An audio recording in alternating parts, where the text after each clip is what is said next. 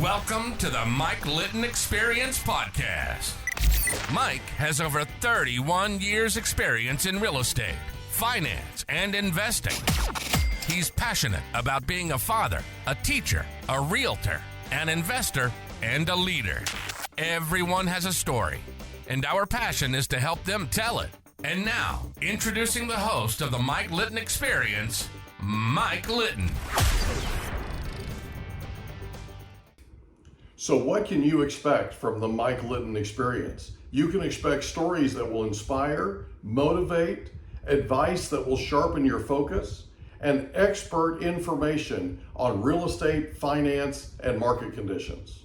And all that, and she's trying to do that. She's got kids around her ankles, little ones around her ankles and stuff. And, being a dad and having a wife that raised our kids, and you know what I mean? Right. It's like, so I went and helped her carry and all this kind of thing. And I started thinking about it, and I thought, what would it hurt to stay? Yeah. It's fine, right? I can go do these other things tomorrow or whatever. So I stayed. And I sat down and I got my notebook out, or my pad of paper out. And this girl gets up, young lady gets up, and she starts talking about Google, and she starts talking about internet, and she starts talking about realtor presence, and she's talking about all this stuff. And I mean, she is brilliant. And I mean brilliant. I've spent all this time in my life evaluating talent, and from the minute she opened her mouth, I just went, what? Right? And I literally wrote down on my pad, I have to get together with her. I have to schedule an appointment with her. So she goes through and does this training. Most of it is way, like, completely over my head. Okay. I mean, she is so, and you know who I'm talking about, Haywan, right? Haywan, yeah. She's just amazing. I mean, this girl is like a savant. Okay. And I'm watching her and I'm listening to her and I'm trying to keep up with her. I'm trying. It's not working, but I'm trying. And so I end up writing down, I got to get together with her, right? So I go up and introduce myself to her and tell her how talented I think she is and how amazing she is at training and all this. And I told her, I said, I can't thank you enough. I'm so glad I stayed. And so I left and got busy and all that kind of thing. A couple of months go by, and I have a listing coming up, and it's a client of mine that's been a client for 20 some years. And I call a friend of mine and I said, hey, who do you know that's in the escrow business? And she's like, oh, you have got to meet Rudy. Okay. Right. And so I meet Rudy.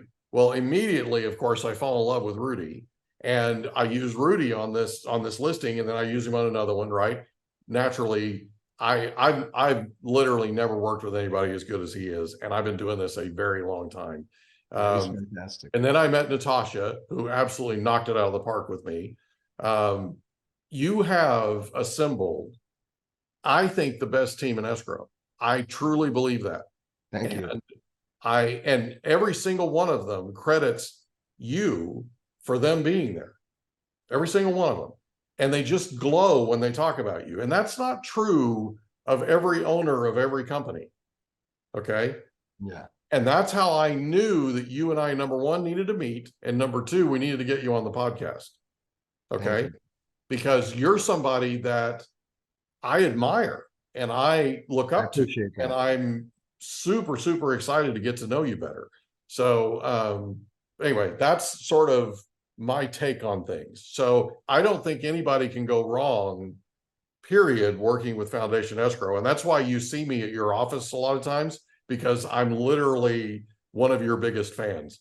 And I'm shouting it from the rooftops on every opportunity I get. So, and Rudy got to see it firsthand the other day, because a buddy of mine who's a flipper in San Diego, I've done a bunch of deals with him. He happened to be there, and I'm like, you have got to meet Rudy. You've got to meet Rudy, because you're going to do all your escrows with him once you meet him, right? I appreciate that, Mike. Yeah, that goes a long way. Thank you so much. He's like, Mike, seriously, right? So it was fun though. It was cool. So let's talk about, so we're up to today. Okay. Let's talk about Oliver's room. let's talk about Rady's Children's Hospital. And by the way, that was another thing that happened.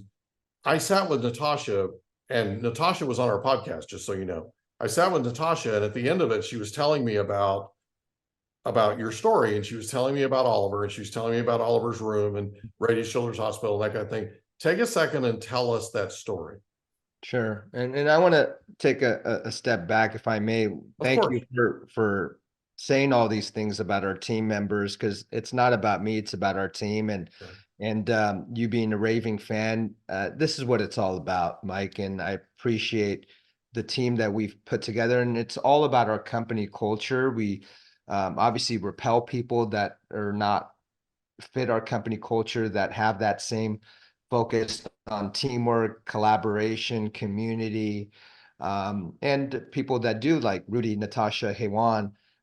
Those are the people that we continue to attract, and we've grown as a company because of our people. So it's not, I can't take any of the credit. It's all my people, and I appreciate the team thinking of me that way, because it's sometimes it's really refreshing to hear that, especially from our clients when they say these amazing things about our team members, and then how they feel about me. That's why I'm doing this. So I appreciate that. Yeah, and you can tell your dedication to them because they reflect it. And, you know, having done what I've done, I've owned mortgage companies, I've owned real estate companies, you know, I've been around the block. Okay. Having done what I've done, your people talk about you in a way that's absolutely second to none. And if I was you, I would be very, very proud of that. I would be humbled, of course, but I would be very, very proud of that. And you've done an amazing job with this team that you've assembled. You really have. Thank you so much. I appreciate that. And yeah, with Ollie, obviously, a tragedy sometimes presents an opportunity to do something. And in 2018, we had a baby, Oliver.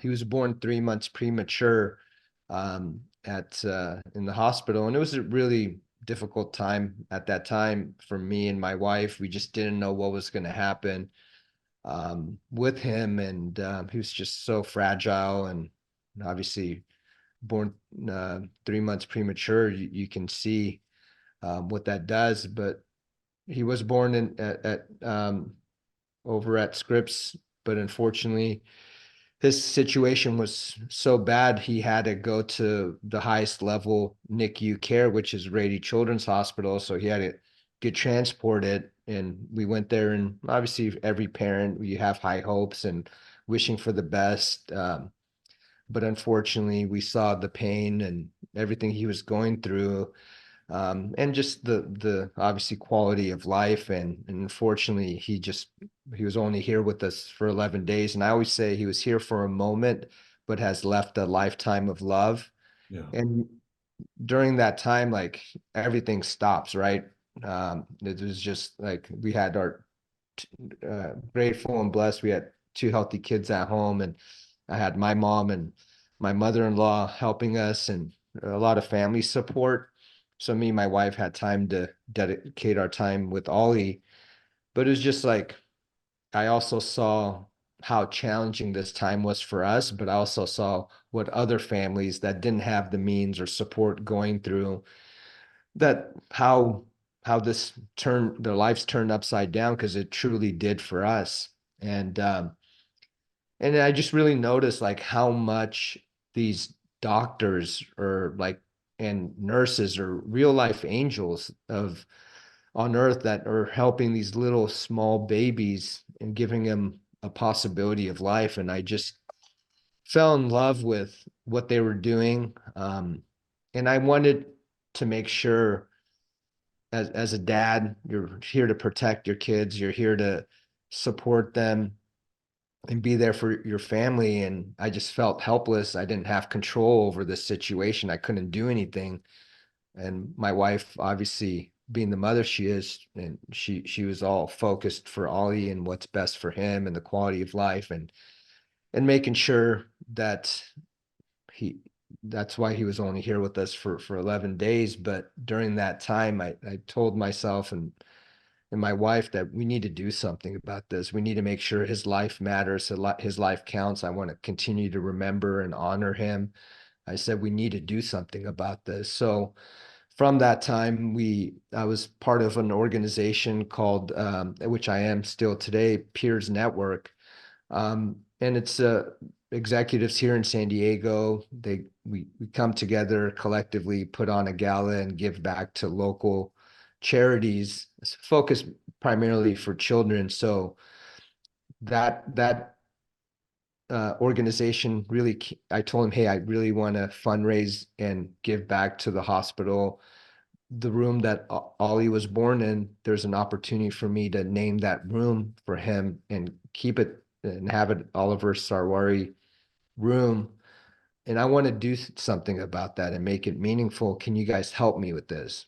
So they got behind it. It was a $75,000 um, uh, fundraising, and we were able to fundraise, do 50,000 through the Peers Network Gala. The community, the real estate community helped up and stepped up to help fundraise, and we as a family contributed.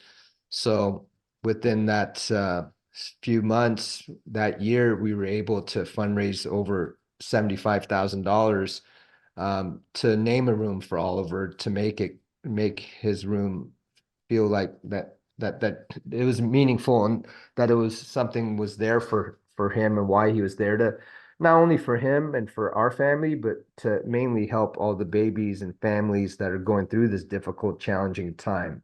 Yeah. So we did that, and obviously it felt good, but you can't bring back your baby, right? It's Right. just, you do that, then what?